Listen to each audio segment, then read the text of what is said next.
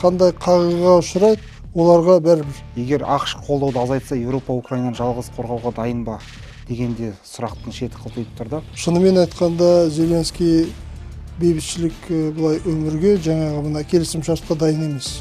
Ресей мұқтажды болып жатыр мына бейбітшілікке. Неге десеңіз, бұлардың күші халы 1,5-2 жыл ғана қалды. Ядролық қарудан бас тартудың артықшылықтары мен кемшіліктері қандай? Неге апарып соқты Украинаны? Бұндай бетімен әлі соғыс бір 10 жылдай созылады.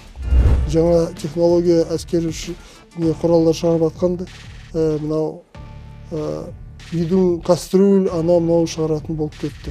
Жұдырығымен дүңгілдетіп, аяғымен теуіп, бұлардан не сұрап отыр? Біз сіздерді қорғап отыр.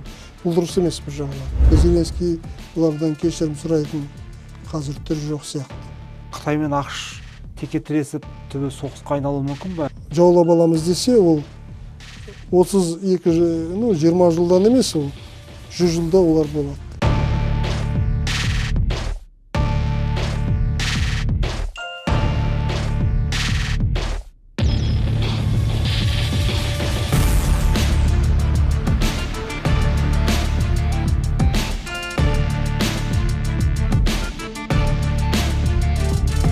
Армысыздар, Адырна ұлттық порталының көрермендері. Бүгін бізде қонақта отставкадағы полковник, әскери ұшқыш, Қазақстанның қарулы күштерінің қалыптасуы мен дамуына елеулі үлес қосқан сарапшы Ермек Сейітбатталов.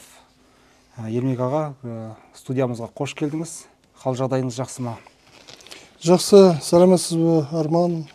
Студия көріп отырған көрерменге сәлем.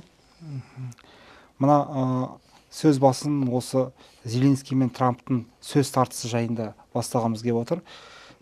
Сіз Трамптың Зеленскийді бейбітшілікке дайын емес сін деп айыптауына қалай қарайсыз? Осы неде енді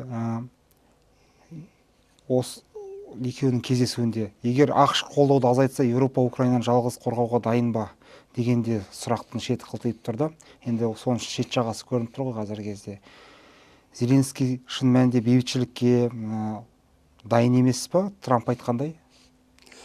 Трамп оны кінәлап айтып отырған сияқты, бірақ та Зеленскийді кінәлап айтуға болмайды.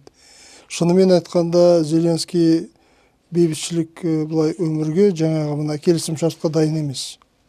Неге десеңіз, оның айтқан сөзінен бұлай ұмтылған қимылынан көрініп тұр, ол білініп тұр.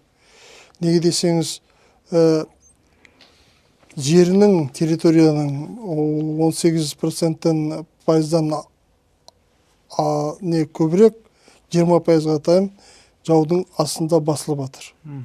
Ол президент ретінде мына конституция бойында өздерінің территориясының тұтастығын сақтап қалуға міндетті. Бүгін жағдай бұлай болып жатыр, ертең бейбітшілік уақытта болған соң түгел мына қиындықтарды ел ұмытады, Зеленскийден кінә қояды. Сіз неге соны қамтамасыз етпедіңіз деген сияқты. Оны да ойлайтын шығар Зеленский, ол ақмақ жігіт емес, солай.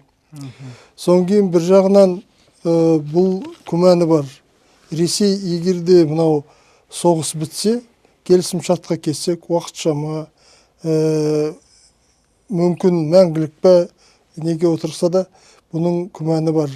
Ертең Ресей мықты болып ап, күшін жинап алып, қайтадан қазір оның күші көп төмендеді.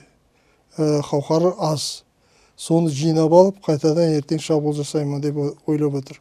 Соған сенбей отыр. Ал енді мынау Трамптың бүгін келіп, айғайлап шулап, біз түгелдер мыналарды келісімге келтіреміз. Қандай жағдайларына, оларға бәрібір. Оларға мыналарды келісім шартқа отырып татуластырмақ. Әкім қандай недерін жоғалтады, қандай қағыға ұшырайды, оларға бәрібір. Олар онда ойламайды. Олар өздерінің жағдайын ойлайды. Ойлаған ол менің болжамымша былай. Трамп мына кіші жер жүзіндегі соғыстарды тоқтатқысы келеді. Таяу шығыстағы соғысты тоқтатуға жақындады.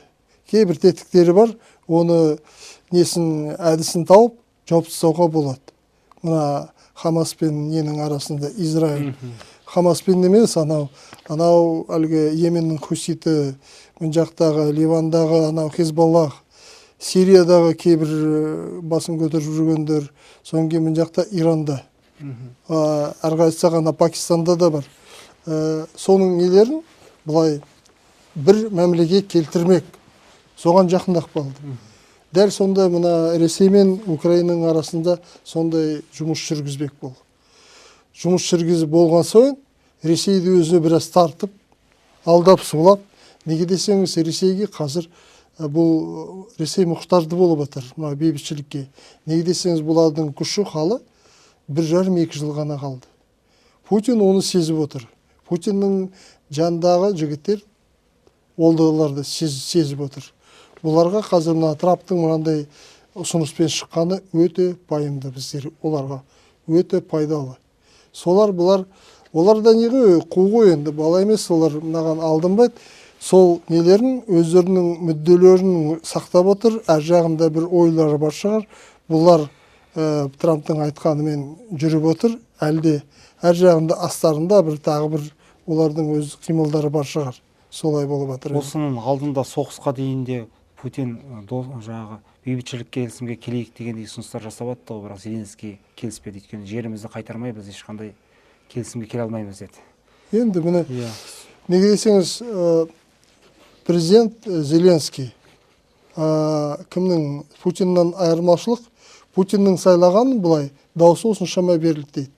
Кімнің қайда берген есе жиналып сұраса, мынау әлгі Fox Poly деген мәліметтерін жинаса, бұл қиын болады. Ал енді Зеленский ол түгел, ашық, транспарентті дауыстарды жиналды. Ана Порошенко мен екеуі сайысқанда бұның несі болып жүр шығады. Жаңа бұл өзі ғана жеңген жоқ, бұның партиясы да мына парламентта әлгі жоғарғы радада жеңіп шықты, солай. Бұл сайланған. Енді елдің алдында бұл жауапты. Сол жаңағы Россия басып алып жүрген жерде соларда украинецтер жүр. Оның кейбірі көңілі Ресейге жата ма, кейбірі Украинасының өзін аңсап жүр ма, олардың алдында бұл жауапты. Қайтару керек. Қаншама тұтқында жүрген нелері бар, жауынгерлері бар. Жауынгер емес, жай азаматтық жігіттері бар. Соң кейін елдің балалары бар. 20 мыңнан аса балалар неге кәмелет жасқа толмаған. 1-2 жастан бастап кәмелет жасқа толмағандар. Қазір Ресейде жүр, олар кәмелет жасына толып жатыр. Оларға немен басынды түрде Ресейдің азаматтығын беріп жатыр. Сондай жұмыс. Соң кейін шетелге шығып кеткен 4 миллионға жақын адамдары бар, азаматтары. Олар қазір қайтып келмей ме? Азаматтығынан олар кетті ме, қалды ма? Сол нелер өте осыны қылжытып жүрген. Президенттіктен абыроймен кетейін деген, сол сияқты. Бағанағы бірінші сұрағыңызға айтқанда, мына Трамптың айтқаны, бұл шында, бірақ та бұл ненің Зеленскийдің кінәсі емес. Ол сондай жағдай болу керек еді. Неге десеңіз, ана овальный залда келісім шартқа келеміз дегенде, Зеленскийдің сөзінде бұл кісі ұғындырмақ болды ана. Кісі, кіммен сіздер келісім шартқа отырайын деп отырсыз? Біз бұлармен отырдық. 25 рет бұлар сөзінде тұрған жоқ. Солай деп айтып жатыр аналарға. Аналар айтты, сіз Путин туралы айтпаңыз, жамандап. Ертең бұлар бір столда кездеседі ғой. Сонда қандай статусы болады? Жамандық айтпаңыз, біз жақсылығы жағына айтып, оларды тартып, мүдделеріне осылай отырғызып, келісім шартқа отырғызайық, әр жағын біз білеміз деп. Бірақ та оған Зеленский аса көнген жоқ. Сонымен осы жағдайдан Трамп Зеленскийді көндіре алмай жүр, шын айтқанда. Зеленский бұларға сенбей жүр. Неге десеңіз, оның алдында мынау Ресейді Сауд Арабияға шақырды. Оның ішінде Европада жоқ, Украинада жоқ. Бұлар сөз болды. Күмәнданды. Соң кейін мынау бақ құралдардың беттерінде көп мардымсыз жайсыз нелер айтылды, мынандай жарияламайды, Зеленскийдің құралынан Зеленскийдің өзі де оны ақшта естіп жатыр. Мына жақында берген Марк Рубио, мына мемлекеттік хатшының берген сұхбатында ол айтады. Оны олар түгелі бақылап, тыңдап отыратын ол мәлімет болды. Мәлім болды. Мына Трамптың тағы бір айтқан сөзі бар, ол сәл ертерек айтылды. Жаңағы өзінің пікір ретінде айтып қалғаны Украина соғысты бастады дегенге келтірді. Бұл енді тіпті санаға сыймайтын нәрсе, ол соғысты Украина бастаған жоқ қой. Яғни белгілі дәрежеде өз позициясына көндіру үшін белгілі бір ақпараттық шабуылдар жасауға көшкен сияқты Трамп. Ол былай не ғой, Ресейге беріліп кеткен жоқ, Ресейдің сөзі ғой бұл. Санаға сыймайтын жағдай мынау, шынын айтқанда. Ондай неге бармау керек еді. Біраз жұмсақтау бір сөздерді айтуға болушы еді. Бұл Путиннің сөзін сөйлеп, Путинді өзіне қаратып алмақ. Путинді мынау келісімшартқа кіргізіп, кейбір нелерді бұлау жауып тақылып, сондай нелерге бұландай тетіктерін, мына күршекпен бұлай, ана ниетіп тігінде баса Путинді. Соңген бұл талап қойды. Бұлай істе. Олар айтып жүр ғой. Келісім шарттың аяғында Ресей де бақытты болмайды. Украина да бақытты болмайды. Екеуі көп өздерінің қойған мақсаттарына шегіну керек. Сонда келісім шарт болады деп. Ол келісім шарттың үстінден басымдалып тұрған кімнің мүддесі? ақш-тың мүддесі болып тұрады. Солай болды. Бірақ та оған Ресей келсе ме? Украина қазіргі бетте келіспей жатыр. Ал енді бұл келісім шарт жасаған, бұл мықты бола ма? Бұл өте көзделі сұрақ. Менің болжауымша болмайды. Неге десеңіз, келісім шарт мықты болады. Мынандай жағдайда келісім шарттың бір жағы өте мұқтажды болу керек. Бір неге? Осы бейбітшілік өмірге өте мұқтажды болу керек. Өзінің түгел жаңағы Зеленский жасақты емес, түгеліне келісіп, басын иіп, тізесіне былай түсіп, сондай болып тұру керек. Сонда мына жақ осының мұқтаждығын шешетін кілт басқа жақта болу керек. Екеуі келіссе, сонда келісім шарт мықты көп неге болады. Мынау көтерілген үшін. Ұзаққа шыдайтын дейсіз. Ал мынау егерде мынау қандай әділ болмаса, жаңағының мұқтаждығына өзінің білегін қойып, аударып, өзінің түгелін пайдасына. Бірақ та бұның аяғы әрбірі қайтадан соғыс болады. Сол сияқты. Мынау Трамп оны қарамайды. Бұл ана қораға кіріп кеткен үлкен өгіз сияқты түгелін басып, көктеп солай істемек. Мына жерде тағы бір нәрсені айта кеткім келіп, сұрағым келіп отыр. Жарайды, саяси аренада болып жатқан жағдай белгілі. Ақпарат құралдарына шығып жатыр. Ал Майдан даласындағы жағдай қалай? Кімнің асық алшысына түсіп жатыр? Дәл осы кезде енді соғыс әлде тоқтап тұр ма? Нендей жағдайлар болып жатқанынан хабардасыз ба? Мен сізге 1 жыл ма, 1-2 жыл ма болдық кетіс берген сұхбатымда айтып едім. Сол кезде мынау екеуі де ескі соғыс. Мынау Ресейдің генерал штабының бастығы қазіргі Валерий Васильевич Герасимов. Сол басынан бастап өзі отыр. Соғысқан кезде бұлардың жобасына арнайы қызметкерлер кездесіп, Путинге үгіттеп, бұның бетін басқартып жіберді. Бірақ та қазіргіде ескі мынау шабуыл. Мұны қазір айтсақ қазір. Ең жағдай, мынау Шиқаны шығып тұрған жағдай, бұл Покровск. Покровстан Константиновка деген сол жаққа бұлар соққы бермек болып тұр. Бұлардың кішкентай бірай мынандай шабуылдар жасап жатқаны байқалып тұр. Мына шығысынан әлгі Часов Яр, одан біраз оңтүстіктегі жаққа әлгі Торец деген, сол жақтан екеуі қоршап неге шықпақ Константиновка. Соның арасында қалған кеңесте Украинаның бірталай әскері бар. Олар соғысып жатыр. Енді оларға неде отступать ететін деген олардың неше бұйрығы жоқ, шегініңдер деген. Содан кейін олар орнында ұстанып жатыр. Ал енді мынау енді оңтүстік жағына қарасақ, солтүстігіне қарасақ, жаңағы Часов Ярда айтқанымыз соққы бермек мына Краматорск жақта.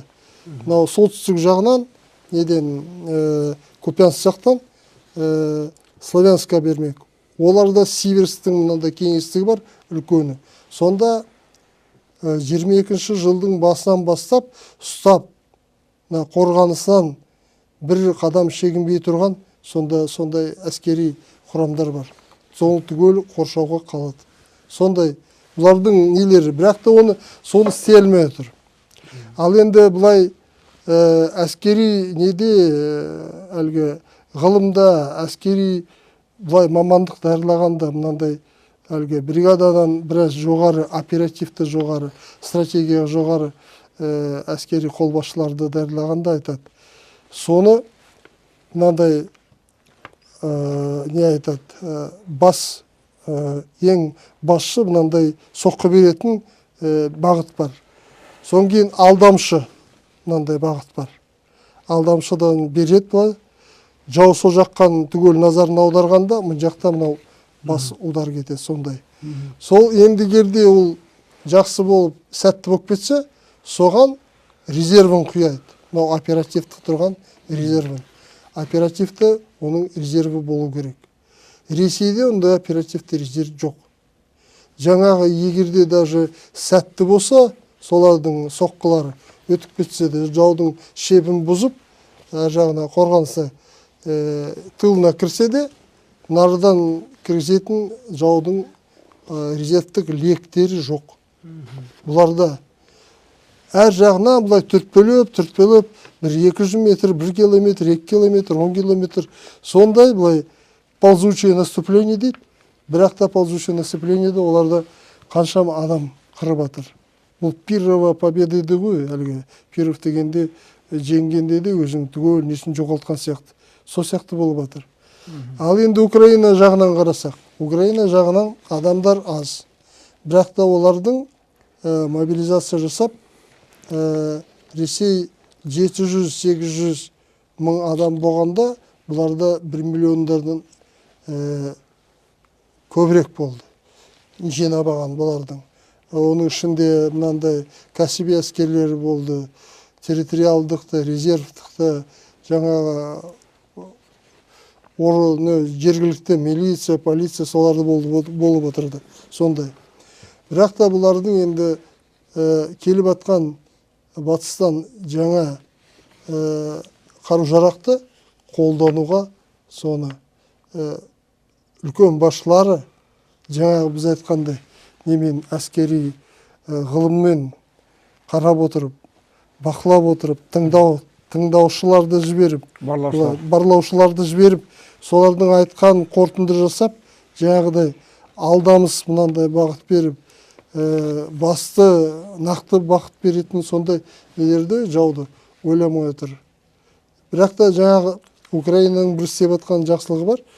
Алыстан не беріп жатыр бұлар? Терең тылдағы тұрған жаудың нелері мынандай әскери қару-жарақ шығаратын, оқ-дәрі шығаратын өндірушілерін жойып жатыр. Түгел емес, бірақ та жететін 2200 километрға декте жететін нелері бар бұлардың. Ұшқышсыз аппараттары бар. Сондайлармен соққы беріп жатыр. Одан кейін бұлар жанармай сақтайтын жері арсенал мынау оқ-дәрі қару-жарақ соған беріп жатыр, соққы беріп жатыр. Содан кейін әлгі мынау мұнайды өңдеп жанармай шығаратын жерлердің. Бірақ та соны жай түгеліне бермей, дәл енді буынды жанды жерлерін ұрып жатыр. Ол технологияны білген деген сол. Ал Ресей оған қарсы толармай жатыр. Олардың әуеге шабуыл, аспаннан шабуыл жасайтын күштерге қарсы тұратын нелері жүйелері осал ғой деймін. Әлі жоқ па? Егерде ол жүйелі болып не керек, мынандай оперативно-стратегический построение болу керек. Сондай қазір міне сондай уже 1-2 жыл ғой деймін. Шын айтқанда итжығыс болып бұлай. Бірақ та итжығыс болғанда Ресей біраз ептеп жылжып келе жатыр. Соны бұлар ойлайды, біз өте жетістікке жеттік, бірақ та бұндай бетімен әлі соғыс бір 10 жылдай созылады. Түсінікті. Енді мына қысыр отырағаннан кейін көптеген елдер, енді барлығына жуық десек те болатын шығар, енді көпшілігі ядролық қарудан бас тартты. Оның ішінде сол Украинада бар. Оны бұрынғы сыртқы істер министрі Дмитрий Кулеба деген кісі қайғылы қателік деп атап өткен екен. Егер Украина өзінің сол ядролық арсеналын сақтап қалғанда қазіргі жағдай басқаша болуы мүмкін бе? Енді осыған оның жаңағы ядролық қарудан бас тартудың артықшылықтары мен кемшіліктері қандай? Неге апарып соқты Украинаны? Егер де олар ядролық қаруларын сақтақпаса, қазір ол дайын тұрса, соққы беруге жағдай мүмкін мүлдем басқа болушы еді. Бірақ та ондай жағдайға жетпеуші еді. Неге десеңіз, Украина кезінде батыстың біздің стратег бет алыс болды мынандай направление. Оның бір бас қолбасшысы болды.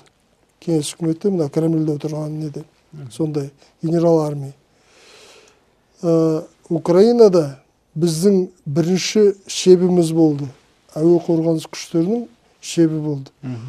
Ана неден Балтикадан бастап, мынау Қара теңізге дейік түгел бірнеше лекте тұратын. Қазір ол жоқ. Қайда кетті ол? Екіншіден, танктар, ауыр артиллерия, басқа сондай жауға бұлай қатты соққы ұрыс беретін сондай қару-жарақ болды. Қайда ол қазір? Танк ремонт ететін, танк шығаратын заводтар болды. Қайда ол? Самолет шығаратын Олег Антоновтың несі болды? Онда конструкторский бюро заводы болды. Украинада болды. Қайда ол қазір? Сонан кейін Южмаш болды. Басқа недерде ғарышқа ұшатын, космосқа ұшатын зымырандарды құрастырып шығаратын, олардың бұлай жүргізетін двигательдерін шығаратын сондай өте озық технологияда кеңес үкіметінің даже неде әлемде не десеңіз олардың мынада Р-181 деген двигательдері не Америка құрама штатында алып атты. Солай. Өте технология озық. Бактары тұр, бактардан кейін сразу сапла тұр, жарылмайды, ұшады. Аналар істейді, олар жарылады. Оның арасында көп басқа құралдар қою керек. Ол оның несін әлгі салмағын көбейтіп жібереді. Сондай. Қазір біз мен айттық. Әуе қорғаныс қайда? Жоқ. Танктар қайда? Артиллерия қайда? Завод қайда? Авиацияның заводы қайда? Ненің қайда? Қайда кетті ол? Егерде ядролық қару-жарақ болса, оның бүгінгі сондай болшы еді. Қажетін маңызды. Соның судьбасы, қалай деді қазақша? Тағдыры. Сондай болшы еді. Содан кейін нарда Дмитрий Кулеба. Оны бәрі қолданамайтын еді дейсіз бе? Ол құлдырап кетуші еді. Ол біреудің қолында кетуші еді. Олардың технология күштері жоқ болшы еді. Және мына Ющенкенің кезінде, Ющеден кейін Янукович кезінде олардың күштік құралымдарда басшылары, үлкен генералдар Ресей азаматтығы болды. Особенно мына кімнің Януковичтің кезінде бір капитан да болды. Қорғаныс министрі болды. Олардың Ресейдің. Ал енді басқа арнайы қызмет, басқа әлі де бар оларда. Әлі көп олардың ішінде. ішінде жүр. Ірітіп жүрген солар. Демек, бәрібір бұл соғыстан қашып құтыла алмас еді дейсіз ғой. Мысалы үшін енді ядролық қарудан осы жағдайға келуші еді. Ядролық қарудан сескеніп, соғыс болмай қалар ма еді дегендей сондай да бір пікірлер бар ғой енді. Мысалы Қазақстан егер де ядролық қаруын сақтаса да бәрібір сол жағдай, иә? Мысалы үшін біз де солай келуші едік. Иә, оны қолдану қанша дегенмен енді Оларда Арман мырза, оларда мамандар болды. Бар жоқ болса да оларда мамандар болды. А бізде мамандар бір қолдың саусағымен санауға болады. Мамандарды.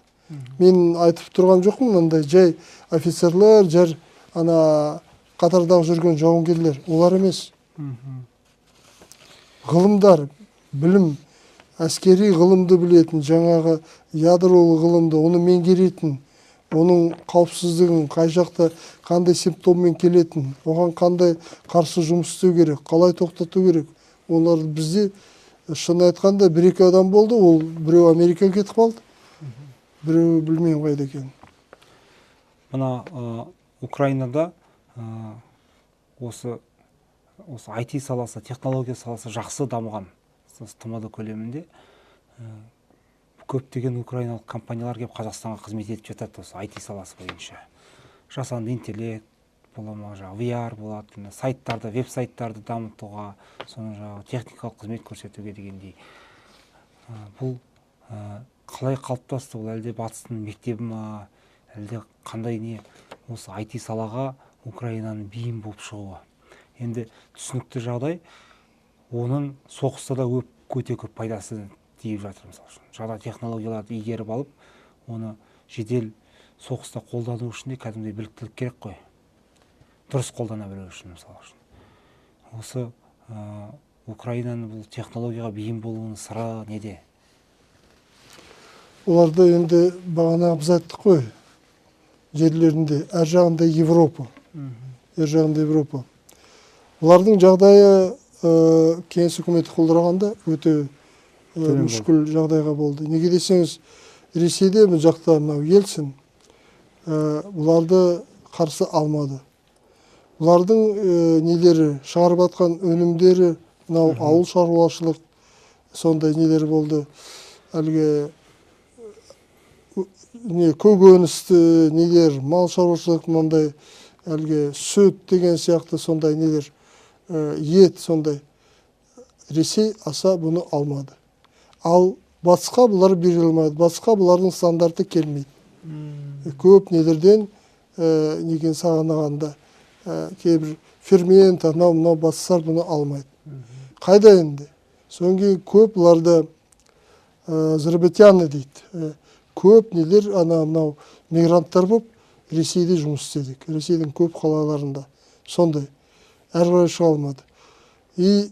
Ал батыста жаққа бұлар жаңағы немен шығу, ғылыммен, жаңағы сіз айтқанда IT технология. Бірақ та IT технологияда Украинаның аса бұлай басымдық бізден айырмашылығы жоқ.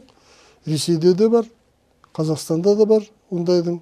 Бірақ та Украина жағдайы болғанда олардың әрбір шашыраған бір жүйеге жинап бұлардың күштерін бір бағытқа салған адам болған жоқ.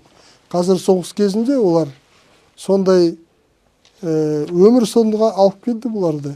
Қазір енді бір жүйелік болып жатыр. Жүйе болғанда әрбір мына зымыран жасайтын, мынандай әлгі ұшқышсыз аппараттар, дрондар, коптер, квадрокоптер сондай жасайтындар заводтар шығып жатыр бұлардың. Содан кейін кейбір конструкторский бюроларда істеп, қазір алдыңғы бір озықтары бар. Бірақ та көп бұлардың істеп жатқан жобалары жабық. Жақында мына кім Зеленский кіммен Трамппен кездескенде сол жағдайда айтты. Біздің IT технологиямыз өте жоғары. Жігіттерін даярланған мамандар, кейбір уже тәжірибе біздің наработкаларымыз бар деді. Сіздерде әуе қорғаныс күштері жақсы. Соны екеуі бір-бірімен былай қызмет жасап былай Біріктірсе сондай деген. біріктірейік деген сондай ұсыныс болды. Қазақстанның жалпы қорғаныс өнеркәсібінің кешенін дамыту мәселесі жағдайы қандай жағдайда? Қорғаныс өнеркәсібі дамып жатыр ма Қазақстанда? Оны ары қарай ілгерілету үшін не істелу керек? Білмеймін, осы менде қорғаныс министрдің осындай несін, қорғаныс саласын осындай өндірістің бір неше сәті келмей тұр. 90 жылдың басында бұны міне былай болды міне.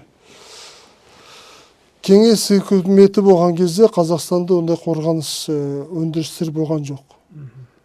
Мынау ұлы отан соғыс басталғанда мынаудың кеңес үкіметінің басшылары көп сондай өндірістерді мына орталық Азияға бізге алып келуге мәжбүр болды. Сонда сол кезде біз 92 сала келді, осында өндірістер келді. Соғыс біткен соң 220 жылдан кейін олар қайтадан көбін алып кетті. О кезде бізде осындай 60-дай өндіріс орны қалды. Ал енді кеңес үкіметі құлдыраған кезде бір 50-45 өндіріс қалды. Ал қалғанда олардың басы неде қалды? Москвада қалды, мынау Арзамас 16, Кировтың сол жақта ғылыми орталықтары болған бұлардың. Тапсырма беріп тұратын, тапсырмамен ақша беріп тұратын қаражатын. Сондай үзілді бұлардың. Бұлардың директорлар өз-өздеріне Қазақстанның, онда егеменді Қазақстанның оларды басқарып, басын жиып, бір не қоятын ештеме жоқ болды. Көмектесетін, ақша беретін қаражат, бір бағытқа салатын. Әрбір директордың, әрбір генералный директордың өзінің мәселесі болды, өзі шештірі оны.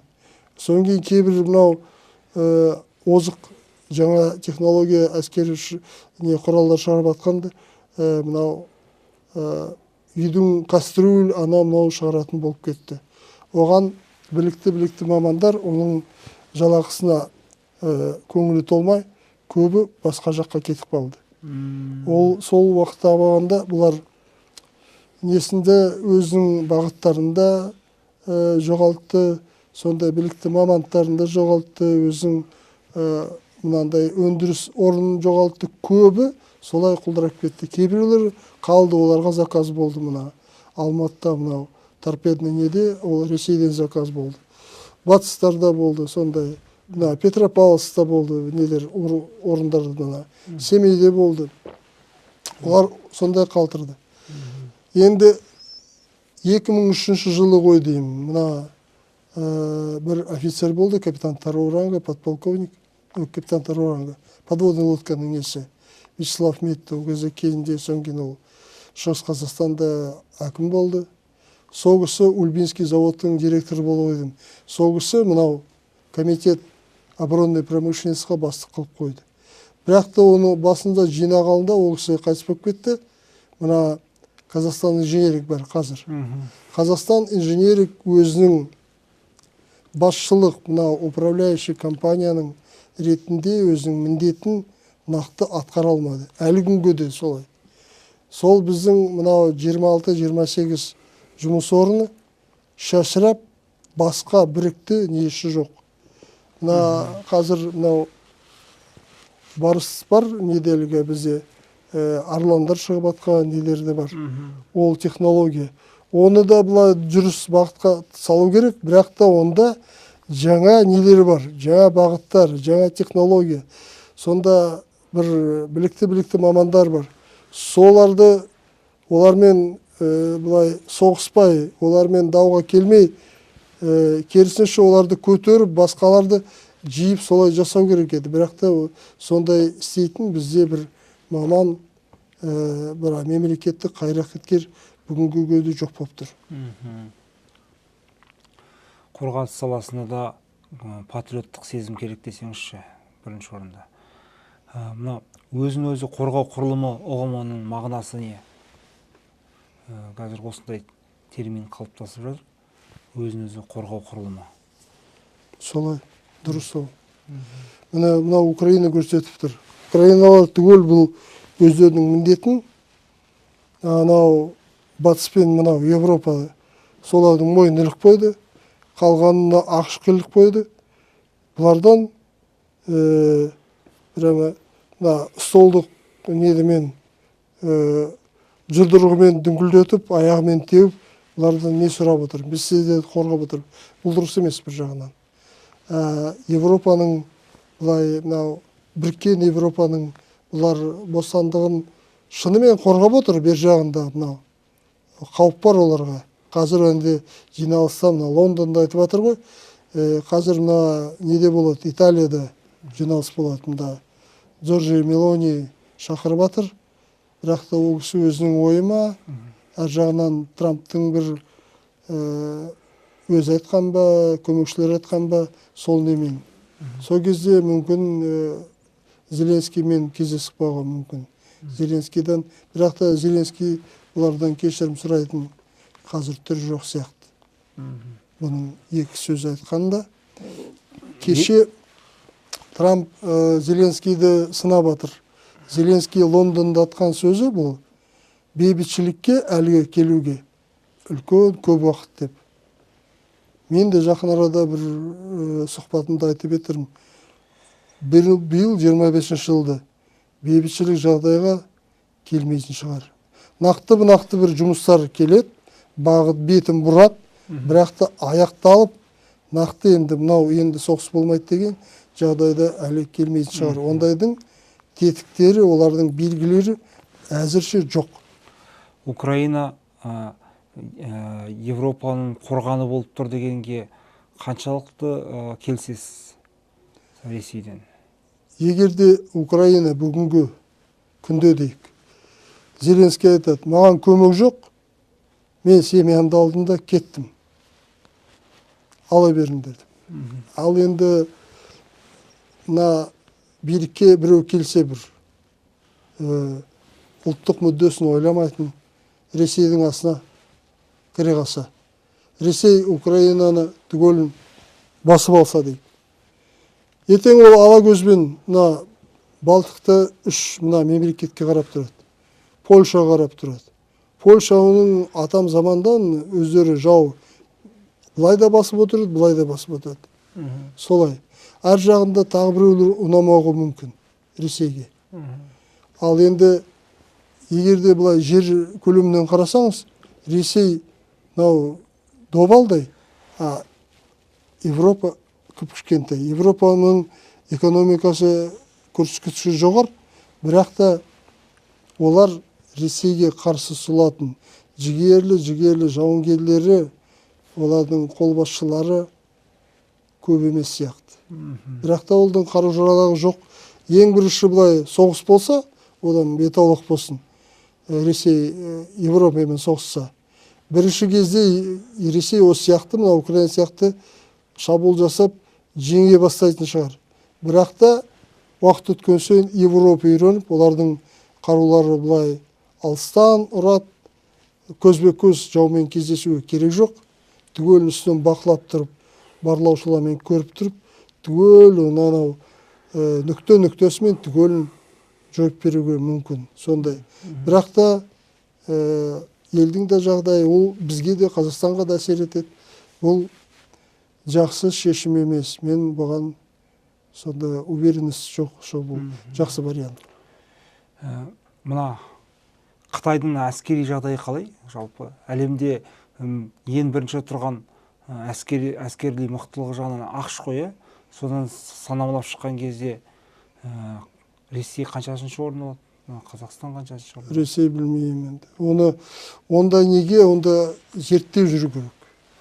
Әскери стратегиялық зерттеу жүргізу. Бірақ та ол да дұрыс болмады. Ол бір-екі айға жағдайға сәйкес болады, одан кейін өзгеріп кетеді. Неге десеңіз, өзгеріп жатыр. Мен айтушы едім, мына Турцияның қарулы күштеріне назар аудару керек. Ресейге емес. Ал Қытай деген, мына сіздің сұрағыңызға жауап берейінде, Қытай деген бұлардың қарулы күштері жақсы. Бірақ та бұлардың моралдық мынандай нелері жағы төмен сияқты. Неге десеңіз, бұлар Япониямен соғысты 40-шы жылдарды өткен ғасырда. Аса жоғары не көрсете алған жоқ. Сонан кейін Вьетнаммен соғысты мына 79-80 жылдың қиылысында. Оларда айтарлық мынандай жетістікке жетіп, жеңіске жеткен жоқ. Одан кейін Индиямен мынау шекаралас болды мынау.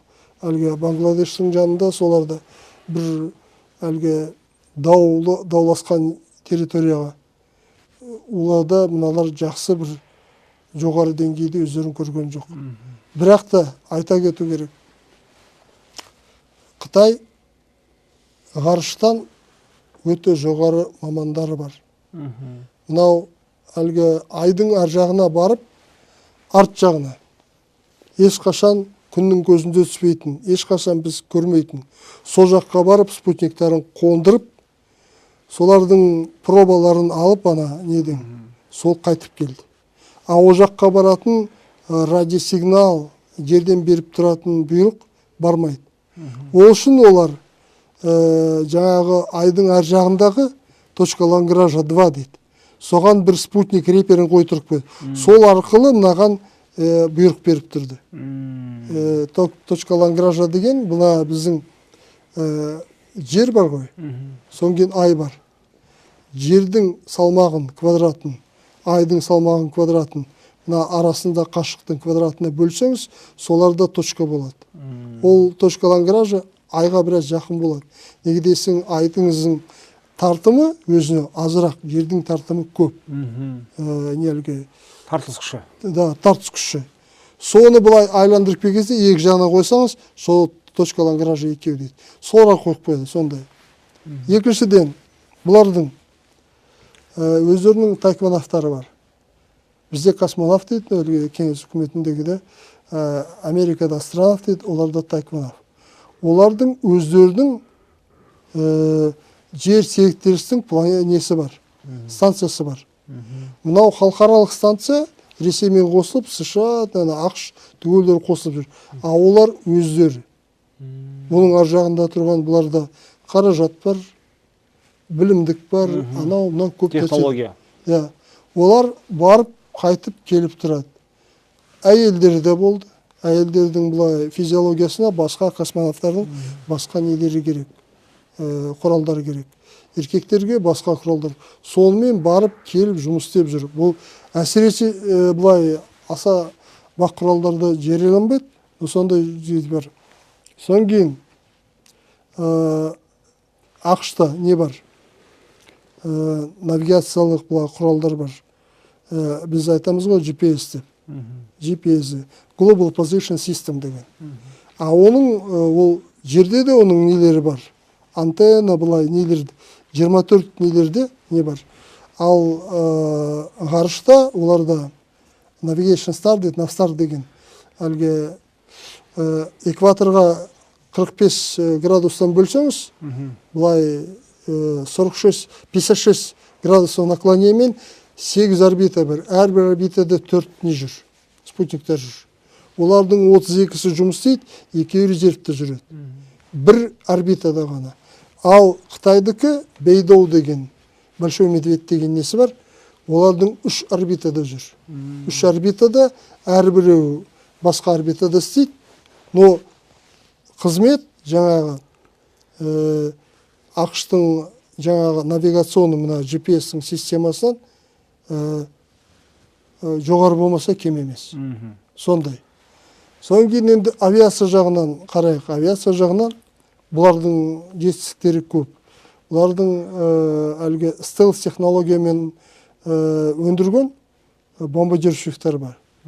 Содан кейін 5-ші, уже 6-шы поколение бұлын самолеттары бар. G деген екеуілден маркалары сондай. Содан кейін су үстінде жүретін, жер үстінде жүретін әрбір беспилотный деді ғой, мынандай роботтар бар. Содан кейін IT технологияларды. Бұларда мынау телевидение хабардың программасын жүріп тұратын искусственный интеллект бірінші шықты Қытайда. Содан кейін бұлар 1,5 миллиардтай халқы бар. Соларды бұлай image edification дейді, сондай нелермен программа. Жүріс-тұрыс адамның беті, бұлай келбеті, характері түгел. Қандай нелері бар, әлгі бейімдері бар, түгелін бақылап тұратын мынандай система, IT технологиялар. Өте жоғары бұлар. Бұларды Қытайды бұлай төмен деп, ақштан аса төмен деп санауға болмайды. 2016 жылда бұлар паритетно-покупательный способность мынау неден ішкі жалпы өнім әлемнің. Бұлар бірінші орынға шықты. Уже бірінші орынға. Бірақ та олардың өздерінің мәлімет емес, бұл бүкіл Международный валютный фондтың несі мәліметі, Всемирный банктың мәліметі. Бұлар мойындады. Микрочиптердің өзі негізінен Қытайда шығады емес пе? Мысалы, нанотехнологиялар. Да, содан шығып жатыр, бірақ та ресейліктердің өзі тәуелді мысалы үшін, иә? Да, ол Ресей ғана емес, түгел әлем тәуелді соған. Бірақ та бұл Қытайдың өз жерін емес. Қытай қазір не ғой, ол Тайванда шығып жатыр. Қытайда тоже шығып жатыр. Қытайда 16 нанометр. Ал Тайванда онда 4-5 нанометр бар. Өше кішкентай. Қазір 3 нанометр, 2 нанометрдің соның зерттеп, олар дамытайын деп сондай ойлары бар. Тайвандық. Түсінікті. Енді бір сауал, осы Қытай мен ақш теке тіресіп түбі соғысқа айналуы мүмкін ба? Әлде тек қырғи-қабақ кезінде Совет үкіметі мен ақш сияқты қырғи-қабақ соғыстан кейін не бола ма? Қалай ойлайсыз? Мен ойлаймын, бұларында горячая фаза войны, мынандай соғыс болмайтын шығар, бұлай. Бірақ қырғи-қабақ бәсекелестік болады, иә? Қырғи-қабақ бәсекелестік, мынау не жағында да, экономика жағында да болады. Неге десеңіз, Қытай ондайға барғысы келмейді. Бұлар өте не ғой, ақылды, әдісті мынандай адамдар ондайға бармайды. Бұлар өздерінің саясаттарын өзгеріп, нетіп отырады, маневр жасап отырады. Олай атауына, енді мынандай Трамптар сияқты бұлай әлгі пілдер жүгіріп жүрген сияқты, ондайларға мынандай өте тонко работает бұлар. Солар. И алға ойлайтын бір 5-10 жыл емес, бұлар 100 жыл, 200 жыл ойлайды. Біз сіздерді нетіп жаулап аламыз десе, ол 20 жылдан емес, ол 100 жылда олар болады. Ептеп экспансия жасап, солай. Қазақ еліне не істеу керек? Осы әскери саланы дамыту үшін, осы әскери саладағы білімді дамыту үшін, өндірісті дамыту үшін, әскери өндіріс, қорғаныс өндірістерін. Бір қысқаша бір ой тұжырым айтсаңыз. Біздің қазақи мына әскери ғылым қазақ тілінде болғаны дұрыс. Өздеріміздің ұғымдар, өздеріміздің категория, өздеріміздің термин, өздеріміздің әлгі определение дейді ғой, болжайтын. Да, анықтау. Солар бұл түгелі құрал сайман теорияның. Қазақтың бұлай әскери ғылымның теорияның құрап тұратын бұлай ірге қабырғалары. Сол. Теория қайдан алады? Теория неден алады? Мынау өмірдегі бұлай тәжірибені байқап, соны сұрыптап, көбінің ұқсастығын, астында қандай заң бар, соны шығарады. Енді егерде бұлай істесең, бұлай болады, бұлай істесең, бұлай болады деп. Соның негізінде қазақтың әскери боевой устав, боевой нелерін түгелін, мынандай құпия, соларын салау керек. Сол негізде қару жарақ шығару керек. Сырттан өзімізде болмаса, сырттан технология қару жақты алып келу керек, трансферт жасау керек. Қалай ол? Бір озықты болып атқан мемлекеттерден бір 20-30 жыл болып кеткен солардың технологияны алып, мұнда келіп, жаңа технология ешкім бермейді. закон об экспортном контроле деген бір бәле бар. Ол ешкім бермейді ол жаңалығын. Ертең сіз жау болып шыға келсеңіз, олар сізге ештеме істей алмай қалады. Өз өмірін олар да ойлайды. ақш-та мысалы үшін ескі қаруларын беріп жатыр Украинаға. Да, вот сондайды біраз жаңалығынан оларға сөйлеп, жақсы сөйлесіп, ақы алуға, мұнда алып келіп, олардың мамандарын алып келіп, мұнда бізде технология нелермен, мұнда конвейер жіберсе, соларды біздің мамандарды оқытатын сондай келісімшартқа келіп, солай. Соң кейін біразды үйреткен соң ананың теттерін, өздеріміздің ғалымдар жаңағы новый технология жаңартып әрі қарай дамыта беруге мүмкіндік. Солай жасау керек еді. Оларды да қызықтыртып, бір уақыттан кейін олар кетсе, біздің өзіміздің әрі қарай дамып кетті әр салада. Жаңағы Қытайлар сияқты ғарыш, аспан, теңіздің беті, теңіздің асты, жер беті, жердің асты сондай жасау керек. Әскери ғылым қазақ тілінде болмай, біздің офицерлар қазақ сөйлемейді қазақша. Қазақша бұйрық бермейді. Қазақша ұғылмайды. Қазіргі міне мектепті бітірген балалар 80%-ға декті, 78% ғой деймін, 80%-ға қазақ тілінде бітіріп. Ал енді әскери училище, әскери институтта келгендер, олар орыс тілімен оқиды. Әрине олар орысшаға былай ұғып баяндалушы бұл, артта қалып қояды. Орыс тілді балалардан. Солай, бұл дұрыс емес. Әр қарай жүргізу. Жаңа соғыс кезінде біздің мынандай командалар шифрованный қазақ тілінде болса, жау да оны тез нетелмейді, ашық ықтамайды. Ал енді мемлекетіміздің орнына қарасақ былай. Марфубия деген қазір ақштың несі бар, мемлекеттің несі бар, хатшысы бар. Ол кісіні сол лауазымға тағайындаған кезде конгрессте бір ол кісімен былай не өтті, сұхбаттар өтті. Сонда оның айтқаны бар. Мына Ресей мен Қытайдың ықпалы орталық Азияға тимеу үшін орталық Азиямен біз жақсы жұмыс істеу керек. Ең басты мемлекетті бізді Қазақстан деп айтты. Меніңше сол бір жақсы белгі сияқты. Тамаша. Сұхбатыңызға көп рахмет. Өзіңіздің біліміңізбен бөлісіп жатсыз. Еліміздің қорғаныс саласы мықты болып, мығым болып, тәуелсіздігіміз баянды болып, ешқашан көк туымыз жығылмасын, биікте желбірей берсін. Өзіңіз сияқты білікті, білімді сарапшылар аман болғай. Сау саламат болыңыз, жақсылықтар жүздескенше аға. Көп рахмет. Рахмет. Сарапшылар көбейе берсін. Сарапшылар көбейе берсін әскери саладағы. Дұрыс айтасыз.